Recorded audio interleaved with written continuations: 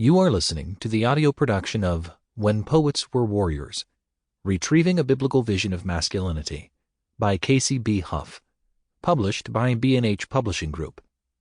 This book is read by Lyle Blaker.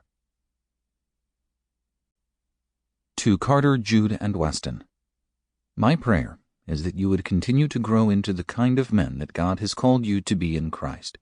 Thank you for your gracious patience with me as a father who's still growing in Christ. Introduction. What kind of man cries? Stop crying. Suck it up. Man up. Be a man.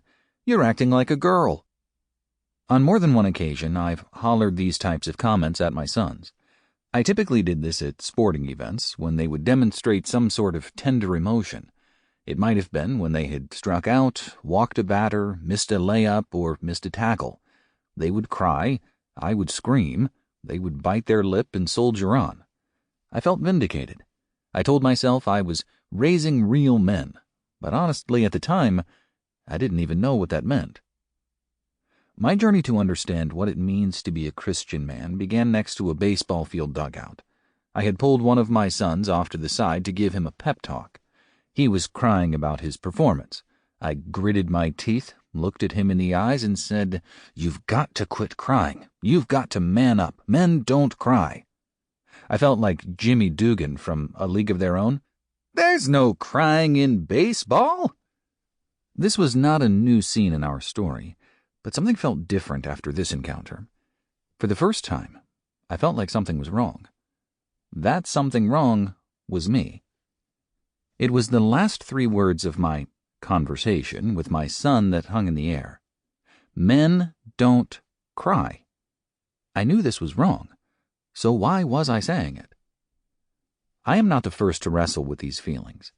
In his book, Cry Like a Man, Fighting for Freedom from Emotional Incarceration, Jason Wilson aptly described the dilemma so many men have found themselves in.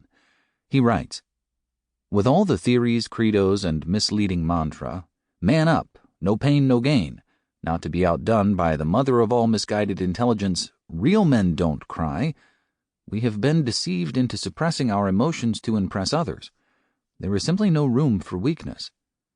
Wilson explains how men from childhood through early puberty then into manhood have been conditioned to swallow our pain, expressing little but indifference and detachment about the chaos around us.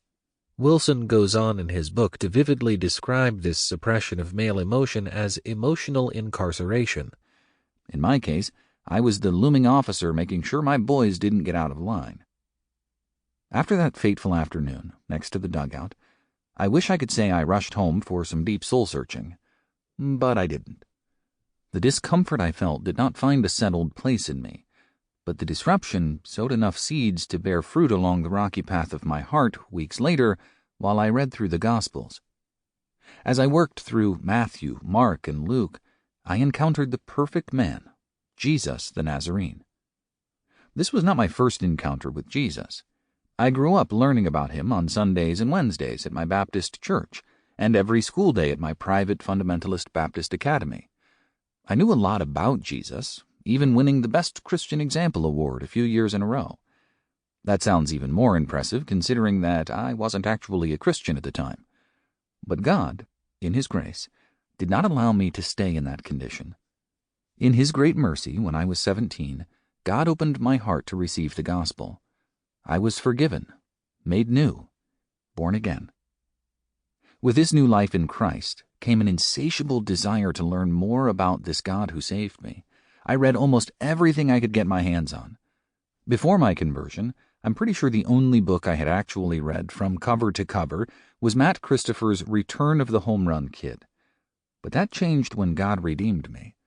My love for reading came out of nowhere, and my favorite author outside of the Bible became and remains John Piper. The first sermon I ever remember really listening to was a Piper sermon on marriage and the glory of God. It was glorious. I wore out that cassette tape. Yes, I'm dating myself. While I did not listen to many of his sermons, I owned a John MacArthur study Bible with its copious notes. The Sunday school curriculum for my youth Sunday school class was R.C. Sproul. Sample complete. Ready to continue?